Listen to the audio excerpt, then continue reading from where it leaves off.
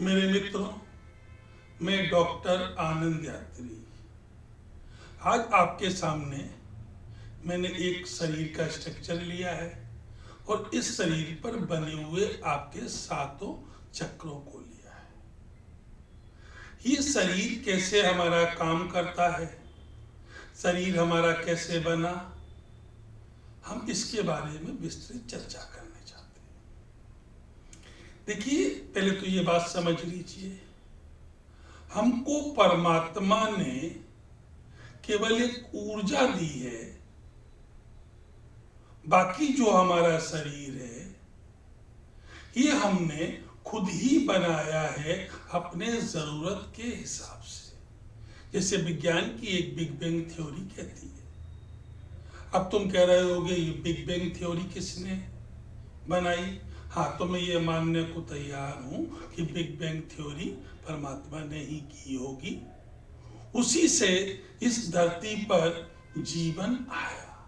तो बेसिकली धरती पर जीवन लाने के लिए परमात्मा ने बिग बैंग थ्योरी को जन्म दिया। हम एक जीव के रूप में आए, धीरे धीरे विकसित होते गए और विकसित होकर यहां तक आए। अब अगर अपने शरीर को आप ध्यान से देखें तो आपके 3 शरीर होते हैं। पहला शरीर जो भौतिक शरीर होता है, जो इस पृथ्वी पर उपलब्ध साधनों को भोगता है और आनंदित होता है। दूसरा शरीर हमारा विद्युत शरीर होता है, जो भौतिक शरीर के अंदर नसों के रूप में चल रहा है, जिसमें आपके रसायन प्रवाह कर रहे हैं जो भौतिक शरीर को चला रहा है। तीसरा शरीर हमारा आत्मिक शरीर होता है, जो खुद परमात्मा होता है। बिना आत्मिक शरीर के ना ही भौतिक शरीर हो सकता है और ना ही विद्युत शरीर हो सकता है। तो तीनों शरीर आपस में एक दूसरे से जुड़े हुए हैं। अब अगर आप खाना नहीं खाएंगे तो आपका भौतिक शरीर का विकास नहीं हो पाएगा, आपका भौतिक शरीर रुग्ण हो जाएगा। अगर आपके अंदर नसों में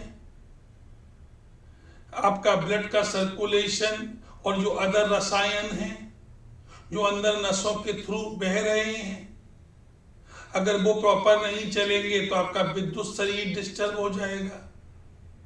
और आत्मिक शरीर इसलिए तो खुद परमात्मा है और परमात्मा को खुश रखना आपकी जिम्मेदारी है। तो ये तीनों शरीर आपस में एक दूसरे से जुड़ रहे हैं। जब एक मनुष्य पृथ्वी से जाता है तो आप देखेंगे उसका भौतिक शरीर कुछ जगह दफना दिया जाता है, कुछ जगह जला दिया जाता है। आत्मिक शरीर उसके शरीर को छोड़ चुका है, वो किसी नई कोख में जाकर फिर उसने अपना गर्भ धारण कर लिया है। लेकिन विद्युत शरीर जो हमारा होता है वो 13 दिन तक भटकता है, इसलिए हमारे यहाँ 13वीं मनाई जाती है।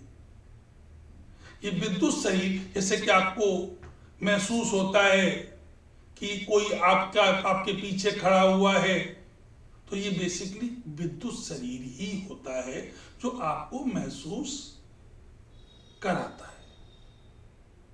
तो एक बात तो क्लियर हो गई, हमारे 3 शरीर हैं। पहला शरीर भौतिक शरीर। भौतिक शरीर कौन सा शरीर होता है? जो हमको दिखता है, और इस भौतिक शरीर का ही नामकरण किया जाता है। भौतिक शरीर के अंदर दूसरा शरीर होता है जो कि हमारा विद्युत शरीर होता है। विद्युत शरीर होता है जिसमें हमारे सारे रसायन बहते हैं। तीसरा शरीर हमारा आत्मिक शरीर होता है जो खुद परमात्मा होता है। तो इन तीनों शरीरों में से कोई भी शरीर अगर परेशान होगा या किसी भी शरीर में प्रॉब्लम आएगी तो ये तीनों शरीर डिस्टर्ब हो जाते हैं। इसलिए तीनों शरीरों को अब आप कैसे अच्छा रखें, इसको समझने के लिए आपको इन सातों चक्रों को समझना ही होगा। पहला चक्र जो आप लाल रंग से देख रहे हैं, इस चक्र को हम लोग बोलते हैं मूलाधार। बेसिकली ये स्पाइनल कॉर्ड की लास्ट पॉइंट होता है। और लास्ट चक्र जो आप देख रहे हैं, इसको आप बोलते हैं सहस्त्रार्थ। ये स्पाइनल कॉर्ड का ऊपर की तरफ लास्ट पॉइंट होता है, जो हमारे दिमाग से जाकर जुड़ जाता है। तो पहला चक्र हमारा कौन सा हुआ? मूलाधार। और लास्ट चक्र हमारा कौन सा हुआ? सहस्त्रार्थ। अब इनके बीच में हमारे चक्र नंबर सेकंड ये आता है स्वादिष्ठान, मणिपुरा, अनाहत, विशुद्धा, आज्ञा। अब मैं एक एक चक्र की बात करूंगा।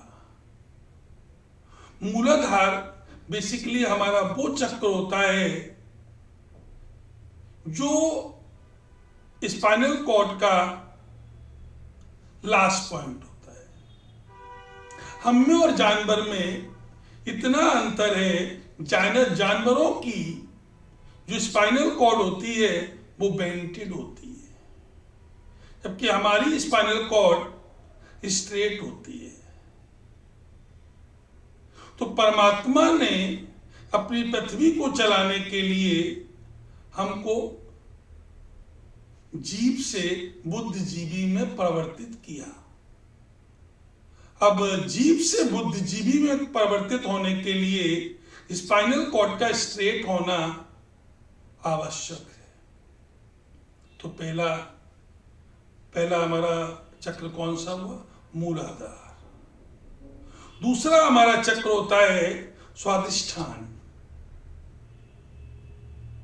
स्वादिष्ठान बेसिकली चक्र होता है, ये प्रकृति के हर जीव में होता है और परमात्मा ने इस चक्र को पहले से ही जगा रखा है। ये बेसिकली सेक्स ऑर्गन के पास होता है। परमात्मा ने पृथ्वी तो बना दी, अब पृथ्वी को चलाने के लिए जीव, बुद्धिजीवी और जंतु चाहिए। जंतु के लिए बढ़ाने के लिए सेक्स ऑर्गन्स चाहिए। तो परमात्मा ने दूसरा हमारा स्वादिष्ठान ये चक्र भी जगाकर भेजा। ये चक्र सबसे सेंसिटिव होता है। शरीर की सारी ऊर्जा इसी चक्र के माध्यम से बाहर निकलती है। अगर आप अपने और चक्रों को नहीं जगा पाते हैं तो आपकी ऊर्जा, क्योंकि जो आप खाना खाते हैं, खाना आपके शरीर को ऊर्जा देता है। अब ऊर्जा कहीं ना कहीं से तो निकलेगी, तो बेसिकली ये ऊर्जा निकलने का माध्यम परमात्मा ने बनाया है।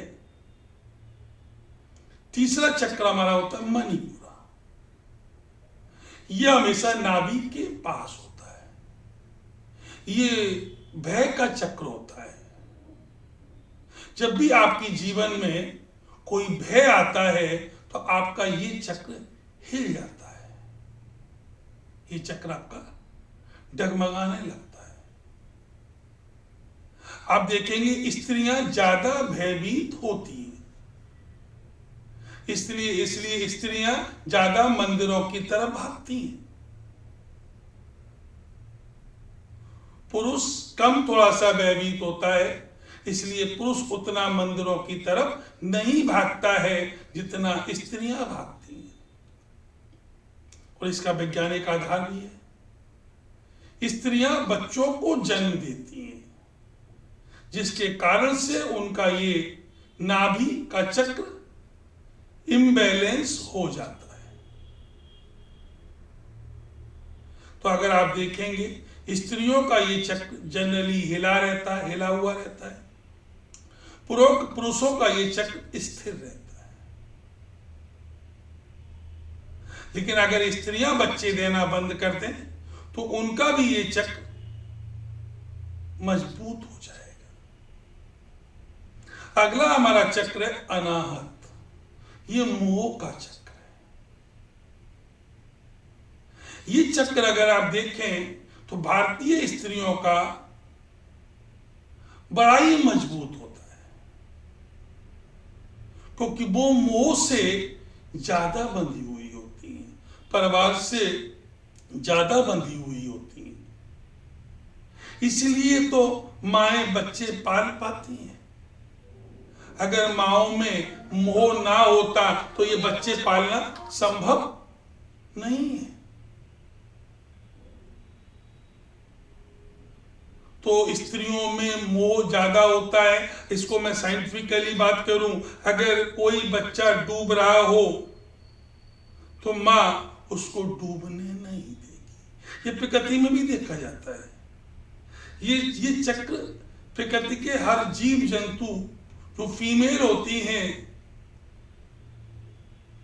उनका मजबूत होता है, और पहले से ही परमात्मा ने जगाकर भेजा है, क्योंकि परमात्मा को ये पता है कि अगर स्त्री का ये चक्र नहीं जगाया जाएगा तो स्त्री बच्चों को नहीं पाल पाएगी।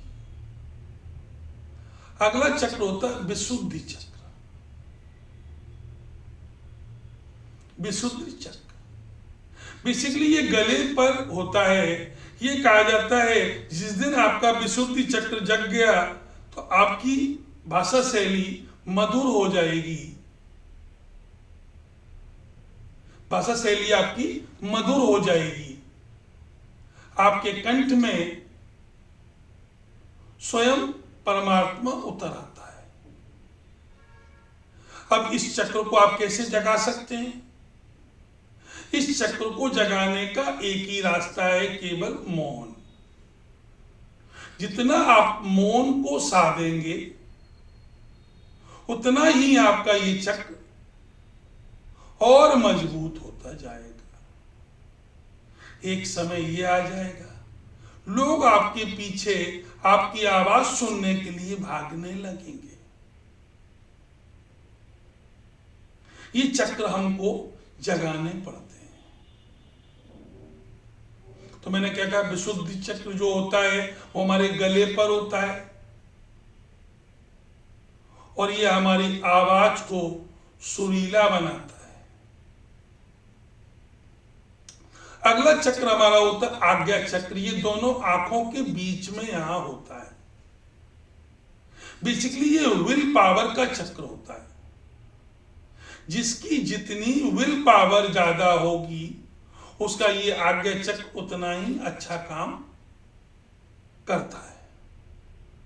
अगर आप रात में सोते समय अपने आप को आज्ञा दे रहे हैं कि सुबह आपको जल्दी उठना है, लेकिन अगर आप सुबह नहीं उठ पाते हैं तो इसका मतलब आपका आज्ञा चक्र हिला हुआ है। और अगर आपने आज्ञा दी और सुबह आप उठ गए, या मैं कहूं कि मैं पान खाता हूं और मैं पान छोड़ना चाहता हूं, डेली अपने आप को आज्ञा दे रहा हूं और फिर भी पान नहीं छोड़ पा रहा हूं, तो हमारा आज्ञा चक्र कमजोर है, हिला हुआ है। फिर लास्ट चक्र जो हमारा होता है सहस्त्रार।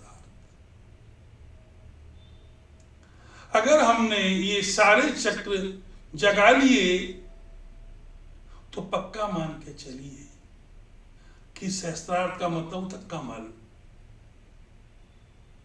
आपका ज्ञान रूपी कमल अपने आप खुल जाएगा और आप अपने आप परमात्मा बन जाएंगे। अब कई लोगों के माइंड में ये क्वेश्चन आ रहा है कि ये चक्र को हम कैसे जगा सकते हैं। तो हमने कहा हमारे पास इन चक्रों को जगाने का केवल एक ही मार्ग है, जो मार्ग ध्यान पर जाता है, ध्यान पर जाता है। अगर हम ध्यान जितना ज्यादा लगाएंगे और जितना अपनी वाणी पर संयम रखेंगे,